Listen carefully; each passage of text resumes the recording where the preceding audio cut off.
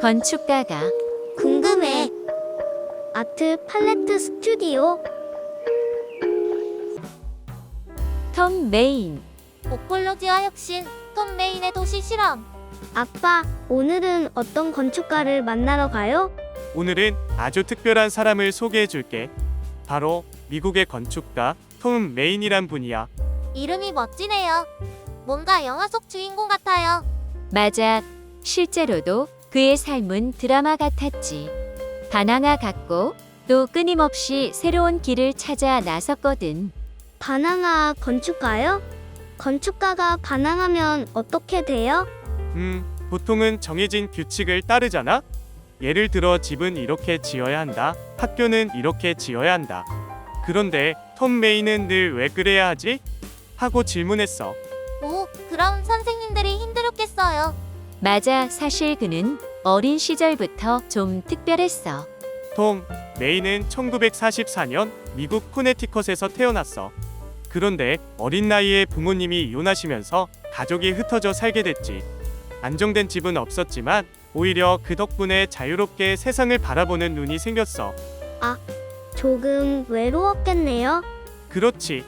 하지만 그는 그 시간을 상상력으로 채웠어. 그림을 그리고 모양을 만들고 주변 풍경을 다르게 바라보면서 놀았지. 그럼 어려서부터 건축가가 꿈이었나요? 처음부터 그런 건 아니었어. 젊었을 때는 오히려 음악가가 되고 싶어 했어. 피아노와 색소폰을 연주하곤 했거든. 하지만 결국 건축에서 더 큰 무대를 찾게 된 거야. 대학에 가서는 건축을 배웠지만 늘 교수님들과 부딪혔어. 왜 이렇게 해야 하죠? 다른 방법은 없나요? 이런 질문을 멈추지 않았거든. 그러다 혼난 적도 많았겠죠? 그럼 하버드 대학원에 들어갔을 때도 그는 학교 시스템에 만족하지 못했어. 결국 중간에 그만두고 나왔지. 엔 하버드인데요. 거기 다니면 엄청난 건데요. 그렇지만 톰 메인에겐 중요한 게 따로 있었어. 그는 늘 정해진 길이 아니라 자기만의 길을 걷고 싶어 했지. 결국 그는 학교가 아니라 세상이 나의 교실이다라는 태도로 직접 부딪히며 배우기로 했어. 1972년에 그는 친구들과 함께 모포시스라는 건축 그룹을 만들었어. 몰포시스요? 그게 무슨 뜻이에요? 그리스어로 형태가 계속 변한다라는 뜻이야. 와, 이름부터 멋있어요. 변신하는 건축. 맞아. 그 이름처럼 톰 메인의 건축은 늘 변화를 꿈꿔 단순히 보기 좋게 짓는 게 아니라 마치 살아있는 생명체처럼 건물이 숨쉬고 사람과 도시와 함께 움직이는 걸 중요하게 생각했지. 그래서 바나나 건축가라고 불린 거군요. 맞아. 그는 관습에 도전했고 도시의 풍경에 강렬한 흔적을 남겼어. 특히 노출된 철 구조, 거칠고 과감한 선, 예상 못한 형태를 많이 사용했지. 건물을 보면 이게 뭐지? 하고 놀라게 만들었어. 하지만 그냥 특이하기만 하면 재미없잖아요. 그렇지. 그래서 그는 항상 사람들이 움직이고 경험하는 공간을 더 중요하게 여겼어. 건물 속을 걸어가면 길이 굽이굽이 이어지고 빛이 흘러들어와서 매 순간 풍경이 바뀌는 거야. 오, 진짜 모험 같아요. 미로 같은 집이네요. 바로 그거야. 그의 건축은 정답 없는 모험 같지. 그래서 학생들은 그를 존경하면서도 두려워했어. 그는 교수로도 활동했는데 학생들에게 정답을 찾으려고 하지 마라. 스스로 질문하라는 말을 자주 했거든. 오, 멋지다. 선생님 같지 않은 선생님이네요. 맞아. 그래서 많은 학생들이 그의 수업을 좋아했어. 힘들지만 깨닫는 게 많았지. 그럼 톰 메이는 어떤 건물들을 만들었어요? 앞으로 우리가 볼 건축물은 4가지야.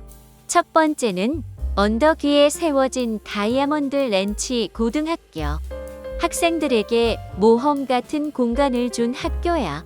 와, 학교가 모험 같으면 공부도 재미있겠어요. 두 번째는 캘리포니아 교통부 본부 건물. 엄청난 규모와 독특한 디자인으로 도시를 바꾼 작품이지. 오, 도시를 바꾼다고요? 세 번째는 뉴욕의 쿠퍼 유니언 신관, 학생들에게 창의적인 배움의 공간을 선물한 건물이야. 그리고 마지막은 에머슨 컬리지 락 캠퍼스. 젊은 예술가들이 모여드는 미래적인 공간이지. 우와, 벌써 궁금해요. 저도요. 바나나 건축가의 작품이라니 뭔가 모험 같은 이야기가 펼쳐질 것 같아요. 좋아. 이제 우리 첫 번째 작품부터 떠나볼까? 첫 번째 건축물 칼트렌즈 디스트릭트 7 헤드쿼터즈. 아빠, 오늘은 어디를 가요? 오늘은 톰 메인이 설계한 칼트렌즈 디스트릭트 7 헤드쿼터즈를 살펴볼 거야. 나 도심 한복판에 있는 큰 교통청 건물이야. 교통청이라니 딱딱할 줄 알았는데 설계가 특별해요. 맞아. 톰 메인은 단순한 사무 건물도 사람과 도시가 만나는 공간으로 만들고 싶어 했어. 어떻게요? 사무실 건물이잖아요. 외관만 봐도 알 수 있어. 유리와 금속 패널이 섞여서 햇빛에 따라 건물 표정이 계속 바뀌지. 와, 건물이 반짝거려요. 햇빛이 계속 반사돼요. 맞아. 톰 메인은 빛과 그림자의 변화를 중요하게 생각했어. 하루 중 어느 시간에 와도 다른 느낌을 주거든. 그럼 건물 앞에 앉아 있으면 뭐가 보여요? 사람들도 지나가고 자동차도 움직이고 도시 풍경이 모두 유리 벽 안으로 들어와. 건물이 도시와 대화하는 느낌이야. 입구는요? 입구는 단일 문이 아니라 여러 개의 접근 포인트가 있어. 방문객과 직원 모두 자연스럽게 건물 안으로 들어오도록 설계했지. 안에 들어가면 느낌이 달라요? 완전히 달라. 로비는 높은 천장과 넓은 오픈 공간으로 이루어져 있어. 들어서면 곧장 공간이 펼쳐지는 느낌이지.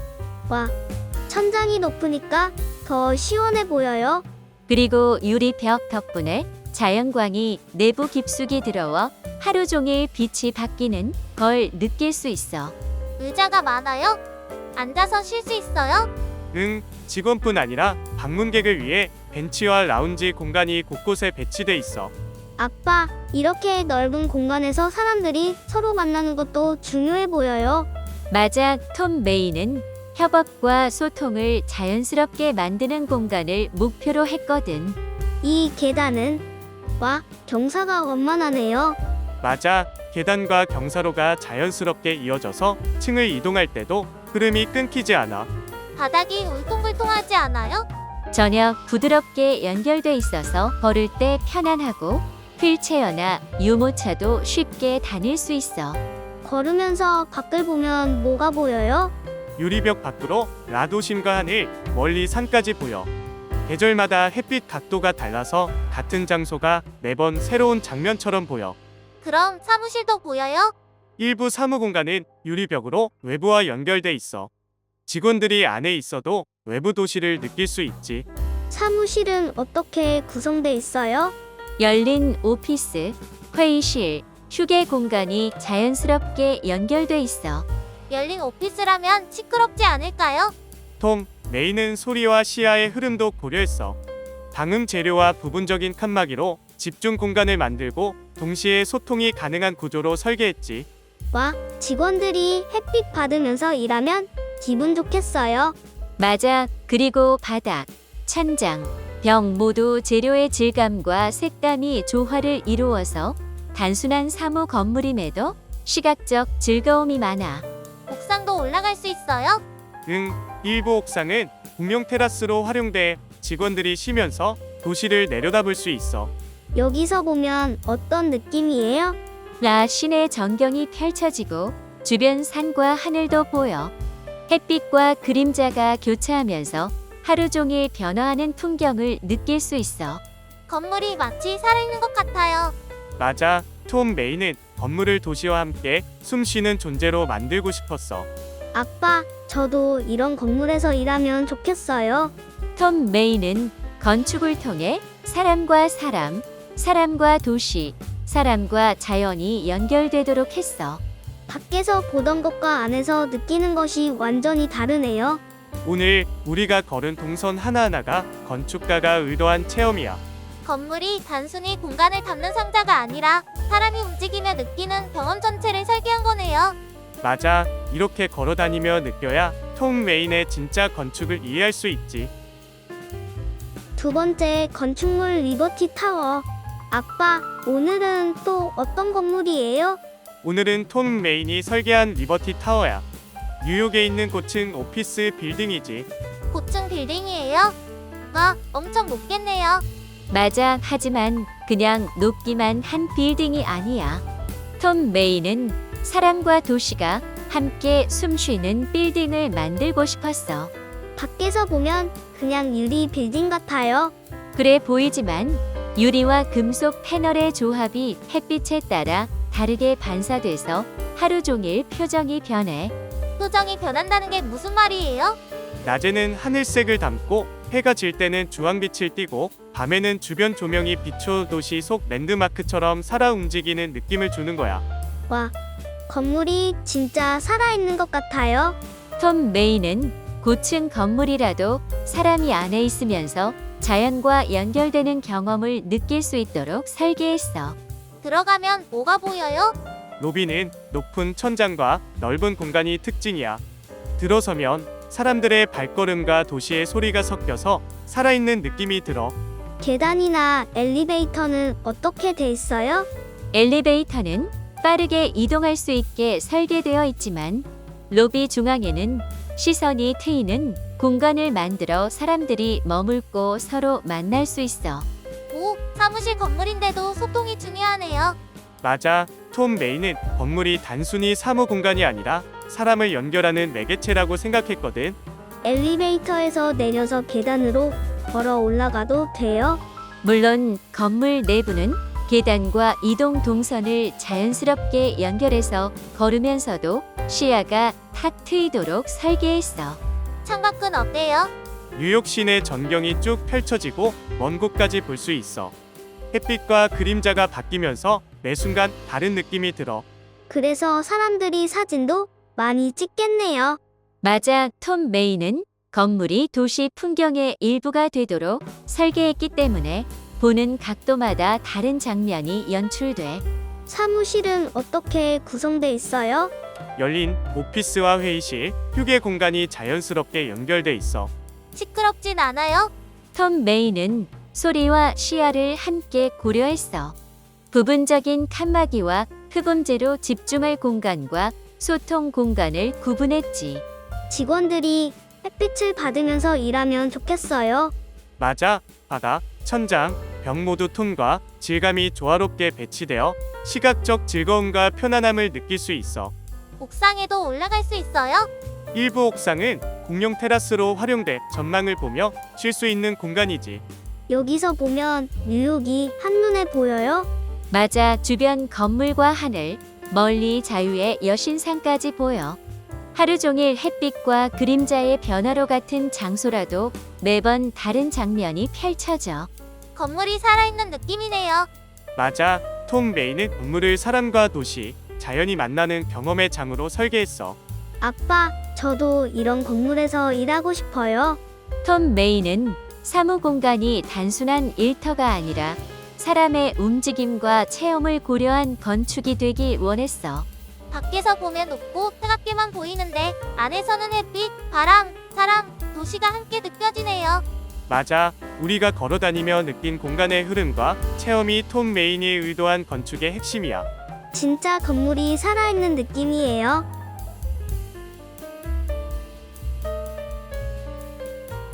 세 번째 건축물 호라이즌 오피스 컴플렉스. 아빠, 오늘은 또 어떤 건물이에요? 오늘은 톰 메인이 설계한 호라이즌 오피스 컴플렉스야. 캘리포니아 샌프란시스코 근교에 있는 사무 공간이야. 오, 이번에도 사무실 건물이에요? 맞아. 하지만 단순한 사무실이 아니라 자연과 사람, 도시와 공간이 어우러진 건축을 목표로 한 곳이지. 밖에서 보면 그냥 평범한 사무실 건물 같아요. 겉으로는 심플해 보이지만 톰 메이는 수평적 라인과 유리 외벽으로 햇빛과 하늘의 반영을 최대한 활용했어. 반사되는 유리로 건물이 다르게 보여요? 맞아. 아침, 낮, 저녁마다 건물의 색과 느낌이 달라져서 항상 새로운 장면을 보여주지. 와, 건물이 진짜 살아있는 것 같아요. 톰 메이는 건물이 단순히 사무 공간이 아니라 도시 속 자연과 연결되는 경험의 장이 되길 바랐어. 들어가면 뭐가 보여요? 로비는 높은 천장과 넓은 공용 공간으로 설계되어 있어 들어서면 사람들의 움직임과 햇빛, 도시 소리가 함께 느껴져. 계단이나 엘리베이터는 어떻게 돼 있어요? 엘리베이터는 효율적으로 설계되어 있고 로비 중앙에는 사람들이 자연스럽게 머물 수 있는 공간이 있어. 층마다 다른 느낌이 있어요? 맞아. 톰 메이는 각 층마다 창의 위치와 빛의 방향을 달리해서 어느 층에 있어도 햇빛과 외부 풍경을 충분히 느낄 수 있게 했어. 직원들이 걸으면서 창밖 풍경을 볼 수 있겠네요. 맞아. 바닥과 천장이 열려 있어 시야가 탁 트이고 건물 안에서도 도시와 자연의 흐름을 느낄 수 있어. 사무실 구조는 어떻게 돼요? 대부분 오픈 오피스 형태로 구성되어 있고 필요하면 칸막이로 구분도 가능해. 소리 때문에 집중하기 힘들지 않아요? 톰 메이는 흡음재와 공간 배치를 고려해서 집중 공간과 소통 공간을 구분했어. 옥상은 있어요?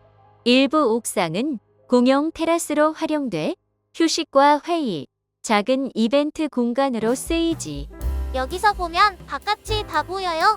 맞아. 도심과 자연이 함께 보이는 전망 포인트야. 햇빛과 그림자의 변화로 같은 장소라도 매번 다른 장면을 볼 수 있어. 아빠, 여기서 일하면 행복하겠네요. 맞아. 톰 메이는 사람의 움직임과 경험을 고려한 공간을 만들고 싶었거든.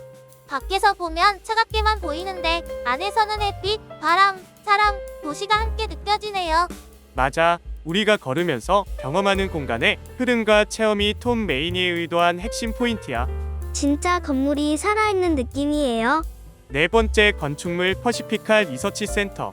아빠, 이번 건물은 또 어떤 곳이에요? 이번에는 톰 메인이 설계한 퍼시피카 리서치 센터야. 캘리포니아 해안 근처 태평양이 보이는 언덕 위에 있어. 와, 바다 보이는 연구센터라니 멋지겠어요. 맞아. 단순한 연구센터가 아니라 연구와 자연, 학문과 휴식이 조화를 이루는 공간으로 설계됐지. 밖에서 보면 어떤 느낌이에요? 건물은 수평적 레이어와 곡선형 외벽으로 설계되어 있어. 바다와 하늘의 색이 반영돼 날마다 다른 느낌을 보여주지. 햇빛이나 구름도 반사돼요. 맞아. 건물 전체가 자연과 함께 빛과 그림자를 놀이하듯 흡수해. 그래서 건물이 항상 다른 색으로 보여요? 그렇지. 아침엔 금빛, 낮엔 하늘빛, 저녁엔 오렌지색으로 변해. 들어가면 뭐가 보여요? 로비는 오픈 스페이스와 높은 천장, 그리고 바다 전망 창이 특징이야. 계단이나 엘리베이터는요? 바닥과 경사가 부드럽게 이어져서 이동하면서도 시선이 자연스럽게 바다로 연결돼. 걸어다니면서 바다랑 햇빛을 느낄 수 있네요. 맞아. 톰 메이는 연구센터도 단순한 업무 공간이 아니라 사람이 머무르며 자연을 느끼는 경험의 장으로 만들고 싶었거든. 각 층은 다르게 설계됐나요? 각 층마다 창 위치, 벽의 각도, 햇빛의 방향을 달리해서 공간이 매번 다른 경험을 주도록 했어. 위에서 보면 건물이 물결 같아요. 맞아. 곡선형 구조가 해안과 이어져 마치 바다 위에 떠 있는 느낌을 주지. 연구 공간은 어떻게 구성돼 있어요? 대부분 오픈형 연구실로 구성되어 있고 팀별 모임 공간도 있어. 시끄러워서 집중하기 힘들지 않아요? 톰 메이는 방음과 공간 배치를 통해 집중 공간과 소통 공간을 분리했지. 라운지는 어떤가요? 오픈 라운지는 바다 전망과 연결돼 있어 연구원들이 쉬면서 창밖 풍경을 즐길 수 있는 공간이야. 햇빛과 바람, 파도 소리가 함께 느껴지지. 옥상도 있나요? 일부 옥상은 공용 테라스와 관측 공간으로 활용돼.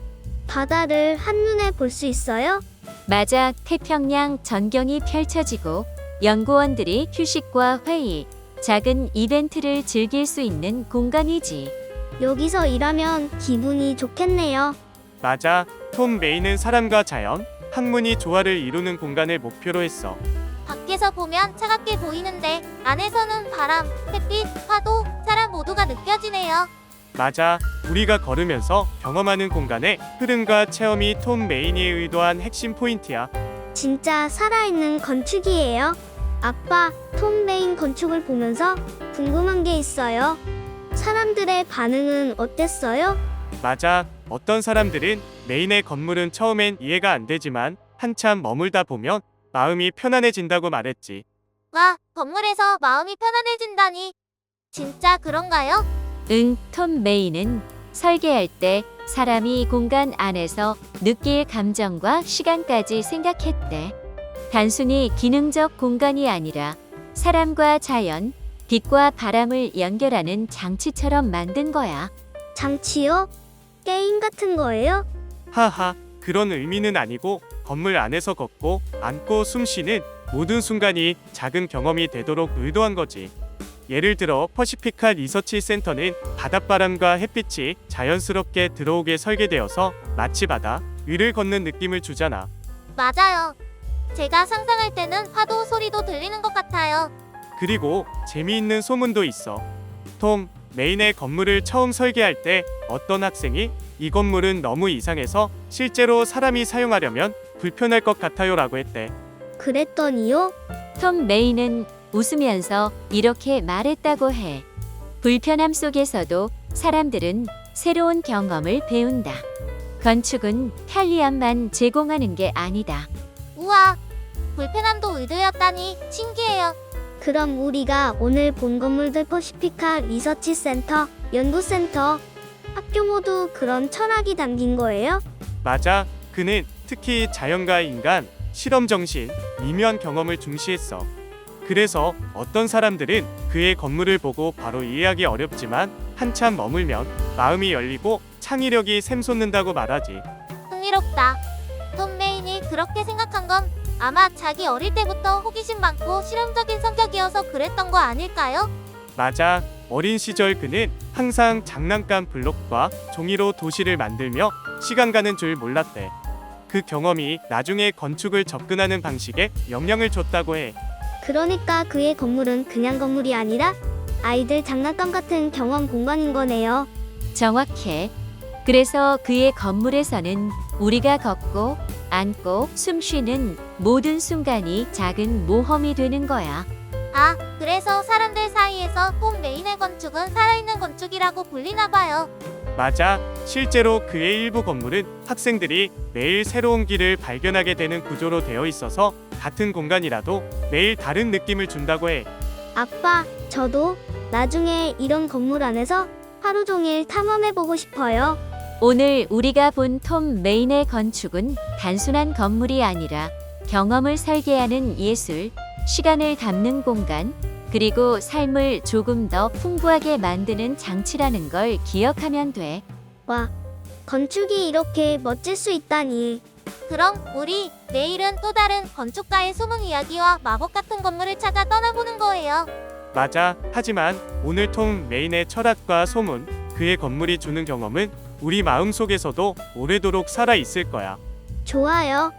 오늘 하루도 건축과 함께한 여행이었네요. 그래, 톰 메이는 단순히 건물을 설계한 사람이 아니라 사람이 공간 속에서 느끼고 성장할 수 있도록 경험을 짓는 마법사였던 거야. 와, 그럼 저도 나중에 톰 메인처럼 사람의 마음을 담은 건축가가 되고 싶어요.